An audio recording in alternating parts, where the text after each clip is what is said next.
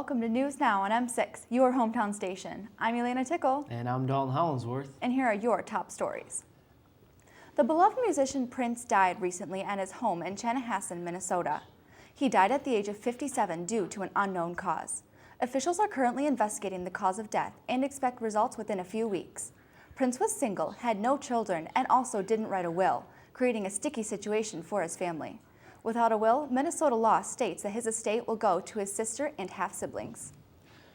During construction work in April of 2016, 4 adult bodies were uncovered that dated back to at least 1928. A report released by the 3 CDC this week speculates that the skeletons were probably moved from an original burial ground and reburied in a single grave. They also found what looks like other 6 burial shafts in the north carriageway.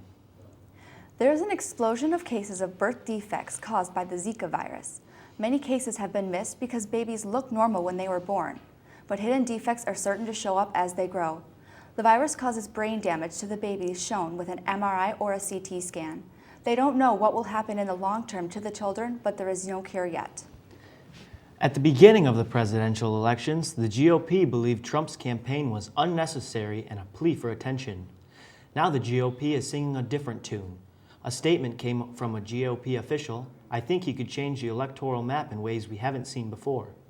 Trump now has a Republican Party all to himself, as Ted Cruz and John Kasich recently dropped out earlier this week. St. Clair County is on its way to becoming the paddle sport capital of Southeast Michigan. The 6 canoe and kayak launch have been installed on the Bell River. Each major river in our county, the St. Clair, the Bell, the Black, the Pine, and now the Bell, have at least one launch site with more to come. This past Tuesday, several important school elections were held. In the Marysville School District, voters approved the homestead tax renewal.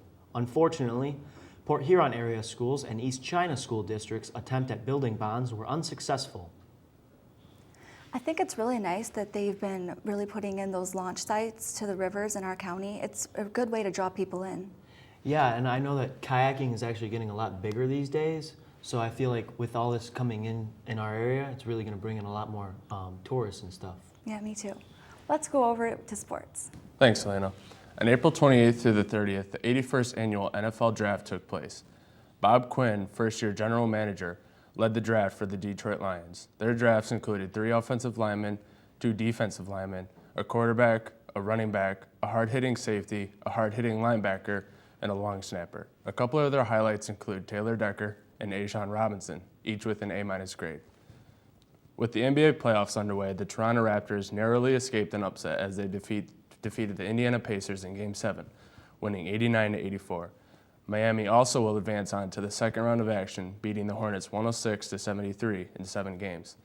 On to the West Coast, the Trailblazers weren't quite enough to take down the Warriors, losing 118-106. Tempers are already flaring in games on, as both Varejao and Henderson were both ejected. Onto the soccer field, in the recent weeks, Marysville AYSO soccer team, the Americans, started their season, having played their first 2 games this past weekend. They now sit at 2-0. They've had a strong start to the season, and their next game is this Saturday in Hartsig Park, Warren. For the hometown Vikings, the spring sports season has arrived, and the teams have hit the ground running with all varsity teams beginning their spring season.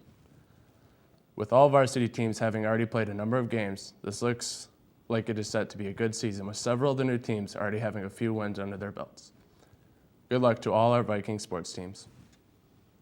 We'll return right back after this break. 114th Infantry Company, Iraq. The memories are all blurred. I don't know what's wrong with me. The words, they're hard to find. I came back a different person. I wonder if she's better off without me. You just feel alone. You gave all to the cause of freedom. Now it's our turn to give our all to you. It's free and totally confidential. Reach us at operationnotforgotten.com. We are here. Welcome back to News Now on M6, your hometown station. Elena, I hear you have a good human interest story for us. Yes, I do. A 12-year-old accidentally ran a half marathon. Lee intended to run a family 5K, but instead started running a local course of the marathon. When Lee's mom didn't see her daughter cross the finish line, she called the police, and they found her on the course of the marathon. After a Honda Civic crashed through the barriers and into the Thames River in Connecticut, Officer Eric Jenkins dove into action.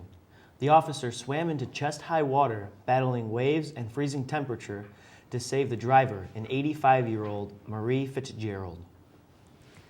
I can't believe that that little girl was actually able to run a half of a marathon. I mean, I can't even run a 5K. Yeah, I'm on the same boat as you. I actually did cross this year and did a 5K. It's not good. It's not good at all. All right, let's go over to Emma with the school. Thanks, Elena.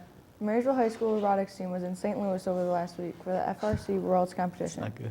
Team's present originates from 39 different countries, including Israel, the United Kingdom, and Australia.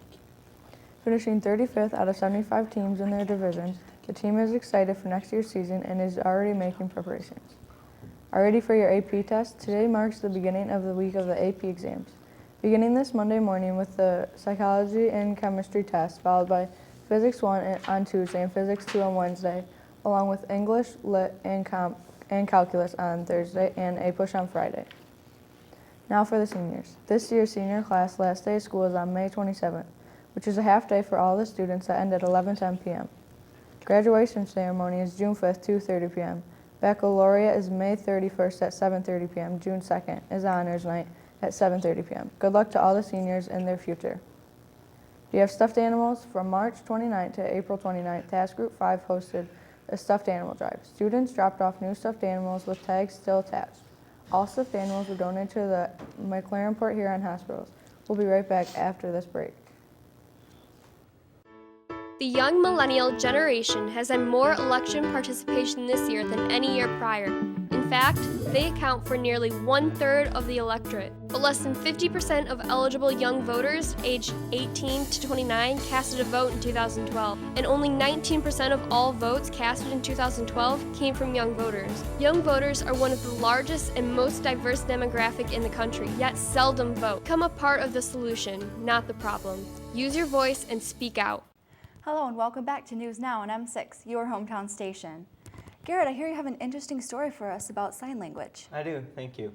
Two students at the University of Washington won $10,000 for their gloves they call Sign Aloud gloves. The gloves have sensors that track the movement of the user's hands and match the movements to sign language gestures that are then played through a speaker. The students compare them to having hearing aids and contact lenses due to how lightweight and easy they are to use. Now, across the pond, Google's artificial intelligence company DeepMind seems to have access a very wide range of medical profiles of up to 1.6 million UK patients. The program includes details about those who are HIV positive and are also information about drug overdoses and details about abortions. DeepMind announced in February that it is working with the NHS and said it is building an app called Streams to help hospital staff monitor patients with kidney disease, but the agreement suggests that it has plans for a lot more. From halfway across the world to your couch, Amazon, the world's largest online retailer, on Thursday reported unexpectedly strong sales and earnings in the first quarter, blowing out analyst projections and driving shares up more than 12%. Big gains in Amazon's web service cloud computing business helped the company report its fourth straight profitable quarter and its best ever quarterly profit. Amazon typically produces razor-thin or non-existent earnings despite skyrocketing revenue due to a hefty investment into their new ideas. Now that I think of it, it is true. Amazon does come out with a lot of stuff, like drones, and then now they're wanting to do a delivery service kind of like UPS. Yeah, and it seems like they're coming out with new technology every single year, and I'm actually kind of shocked that they're still making a profit from it. Yeah. Now we're going to take it to Dylan with entertainment. Thanks, Dalton.